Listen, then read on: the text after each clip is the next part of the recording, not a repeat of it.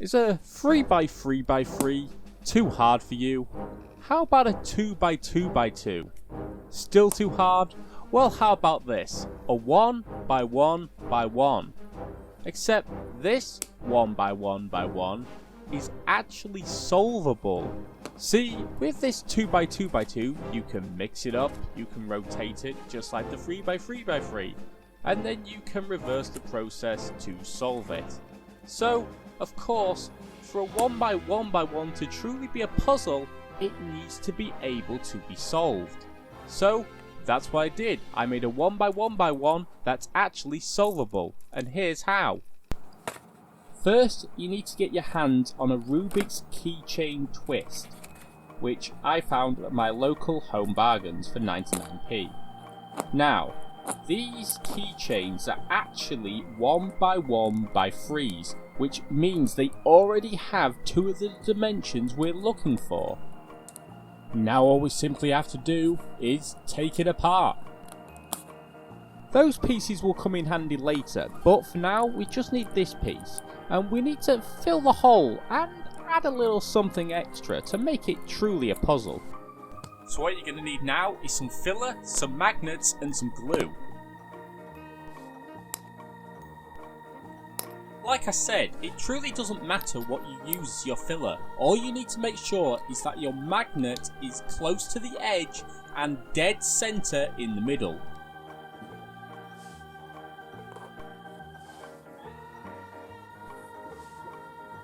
Make a duplicate. However, make sure that the opposite poles on each magnet are facing each other so that they can be attracted towards each other. Now all you have to do is simply glue it in. I used Gorilla Glue Clear, but honestly you can use any strong acting glue for this. When the glue has completely cured, you need to glue the fillers into the cubes. My glue of choice is the hot glue gun because it hardens very quickly.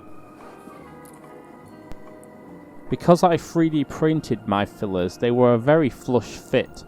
However, I still needed the part to set in the correct position while the glue hardened, so I placed it on a flat surface.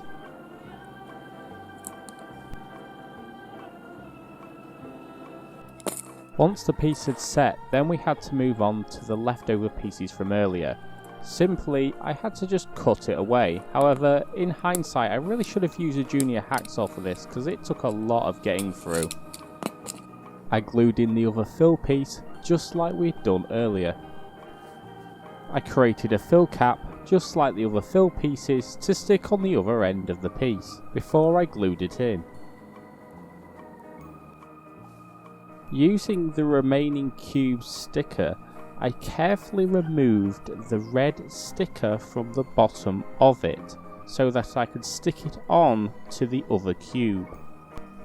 This is the same technique I used for removing the sticker earlier. I did it once again to remove the white sticker to use as a sort of template, so that when I made some other stickers by sticking some white stickers to an A4 sheet of paper and putting it through the printer, giving me a coloured square on top of my stickers, which I could then cut out and stick onto the cubes.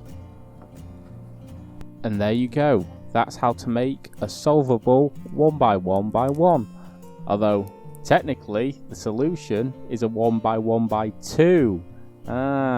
See what you do? You just stick them together, and that is the solution. One on its own is impossible to solve, but together you can do it.